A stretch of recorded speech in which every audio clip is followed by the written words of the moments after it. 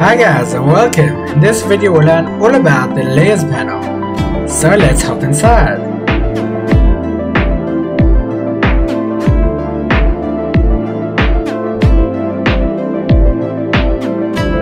The layers panel is one of the most important panels you will have in Illustrator. It's meant to organize your work layer above a layer in different sub-layers, etc. like we'll see. It's so important therefore to work neatly and to know which layer you're on. Many times you'll make mistakes only from being on the wrong layer or getting your layers mixed up or confused, etc. By default, your layers panel should be anywhere on the side here. You'll see this small icon. Obviously it depends which workspace you're using. We learned about that in another lesson.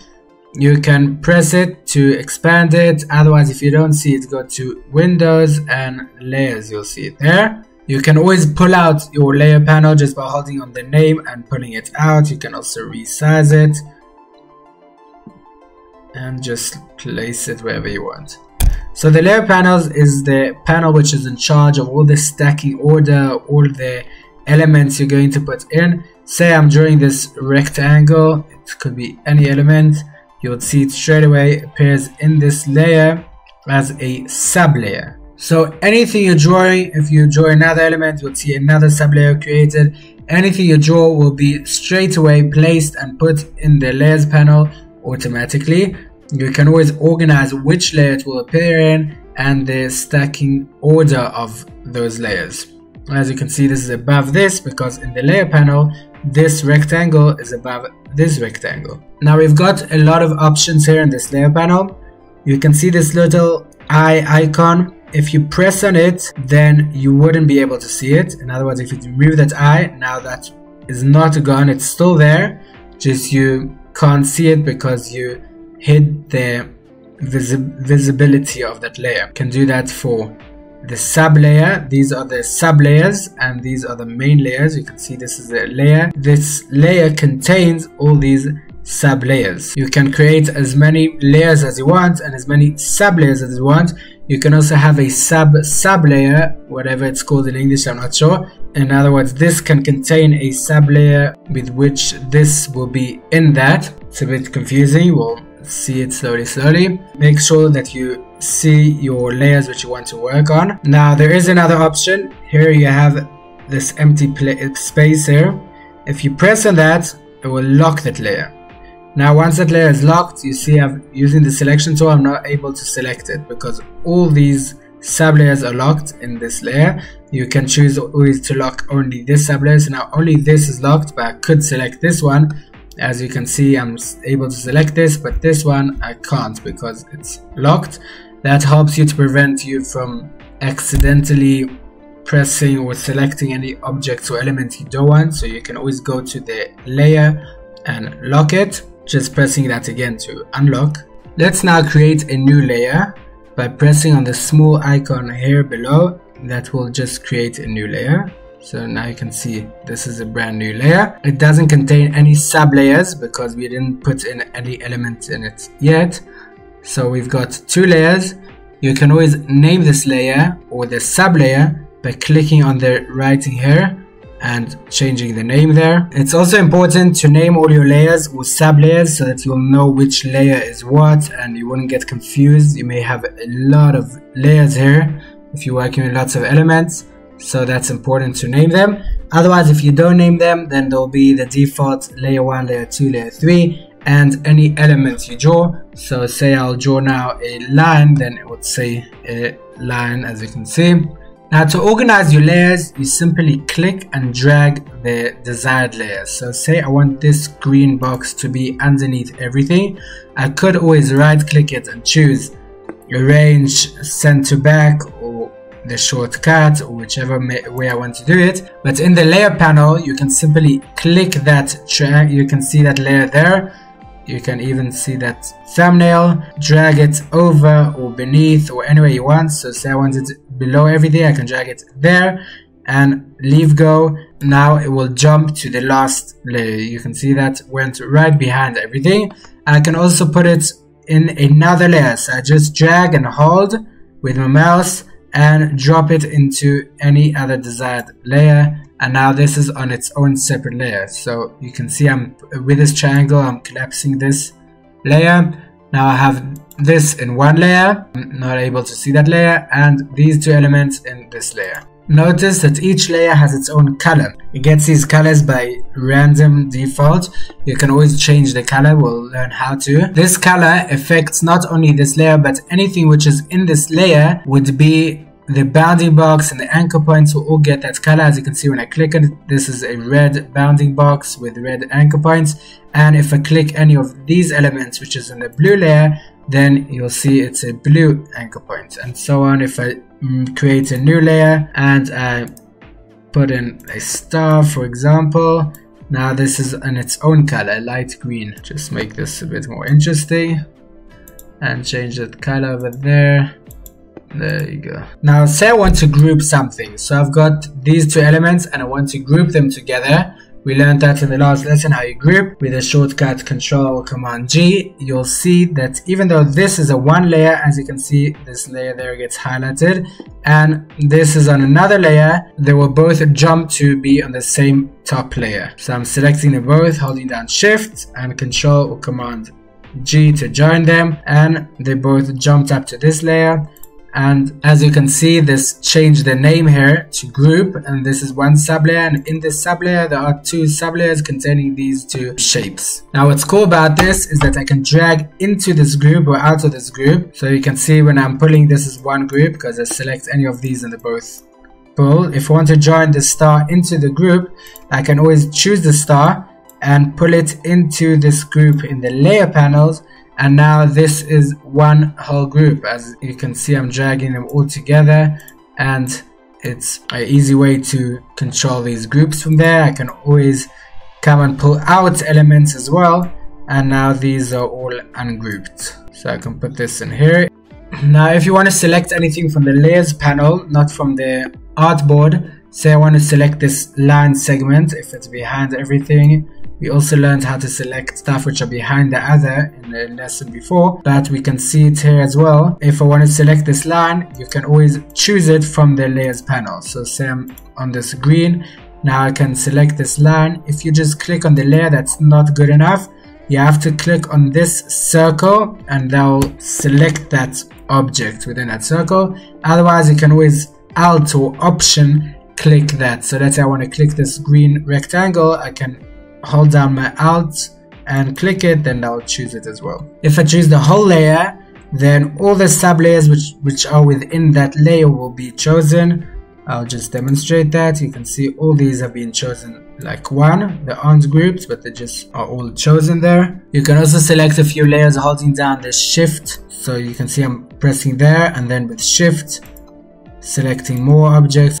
Now if I want to duplicate a layer, say I want to duplicate this green rectangle, sorry I'm working with quite boring shapes, you can always choose that layer and pull it to this new layer icon. That wouldn't create just a new sublayer, will duplicate the existing one. So you can see now I have two. Or also you can duplicate a layer holding down Alt or Option. So I want to duplicate this entire layer, I can drag it onto the empty space here and hold down Alt or Option on a Mac, and once I let it go, that whole layer will be duplicated there. To delete a layer or a sub layer, you can select it. As we said, this is not selected, so you have to select it over there.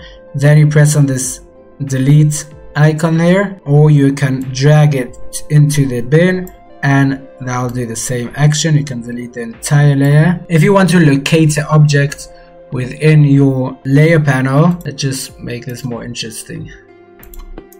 Send it to the back. Say I want to locate this line here.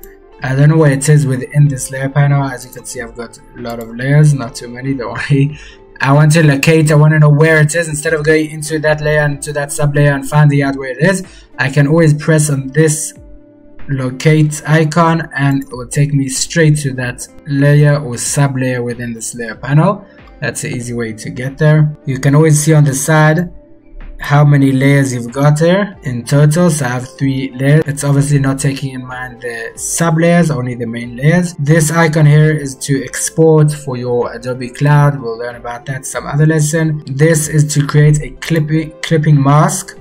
We'll also learn about that. And this is to create a new sub layer. For that main layer, I can click and now I have a new blank sub layer. Or if I'm on this sub layer, I can create a sub layer to that sub layer, and so on. You can see this is like endless. I can create this whole chain here. This new layer will create a new layer over whichever layer or sub layer I'm standing on. So right now I'm on this layer 6, so we'll create a new sub layer. If I'm standing on the main layer, then I'll create a new main layer. And this is the trash can, like we said how to use that. Now there is another cool thing I want to show you. Say I've got an effect on this thing or any element. I'm just going to effect.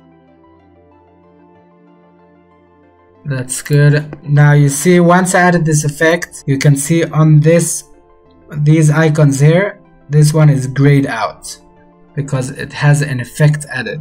Now this is a very cool thing. I don't know how many people know this. If I want to move this effect onto that one, effect I've given it, just by dragging this icon here, I can drag it onto, say, the star, and you'll see now this moved onto there, including the color. I'm not sure why. Just pressing Ctrl Command Z to undo. Now if I want to copy it, not to move it, so I want to have the effect on this one and on this one, then you pull, and with Alt you move it over to there, and now both of them will get that effect. I'm doing Control Command Z. Also, another cool thing to know is that, say I want to see only the outlines, that means I wouldn't see the fill. I will only see what the object is actually made out of. You can Control or Command click any shape you want, and it will give you that outline. It won't work in a sub layer. You have to click on the main layer. And once I click there, Control or Command, you'll see you get only the outline. That's a set, and you see that icon change there to show it's only the outline of the object. It's the same thing as doing Control or Command Y that does the outline for everything. As you can see there, now it's very simple. I can see, sometimes if you're working with lots of objects, you know what's going on here, you can edit them in a very easy and simple way. And then you can always press Control or Command Y to see everything. Once again, if you double click on any of this empty space here between the name and this dot here, then you'll have this window opening up. You can name the layer here, lock it or show it. That's the same thing as pressing on this icon, so you didn't gain anything by doing that. Basically, you can access any of that. You can rename it there or lock it from there, or otherwise toggle the visibility. But if you press on the main layer, like here between there, then you will have a whole load of options there. You can name the entire layer. Here you can change the color for that whole layer. Anything in that layer will be changed to any of these colors. This is very convenient if you are working, say, with the same color background and you wouldn't be able to tell then the anchor points or the bounding box around. You wouldn't be able to tell the difference so easily, so you can always change it. You can also do a custom color there if you don't have enough colors there. Now this is a template. It helps very much if you're tracing an image or you're working on some image that you want to copy, as we'll demonstrate that soon. Show that's just to toggle the visibility if you press on that icon or not. Preview is like we showed, if you press on that with Control or Command, that just will see the outline. That's the same thing as pressing Control or Command Y. Lock is just to lock that whole layer, or press that icon instead. Print, you've got an option if that layer will be printed or not. So if you uncheck that, then that layer wouldn't be printed even though you can see it. And then you've got this option here, dim images to, that will dim any of these layers within that main layer to whichever amount you give there. The best way though to do that will be by going to your opacity panel here in your properties panel. If you don't have it, you can always go to Windows and Appearance. That'll open this panel and you can fill in whichever opacity you want. That'll be for the entire layer if you selected that layer. Now I'll just show what template is for. So let me just bring in an image. Say I've got this image here which I want to trace, to copy this same image and to change some things. You could always trace this image. We'll learn about that in some other lesson. But for now, if I want to copy the few lines of them or whatever the case may be, you can press on this and turn this into a template. As you can see, it locks it and doesn't print it, all of that automatically. And you can change how much to dim it for if you want to dim it. Now you can see this has gone a lot lighter, so it's easier to trace. Then you always go to a new layer, and now you can start tracing your image.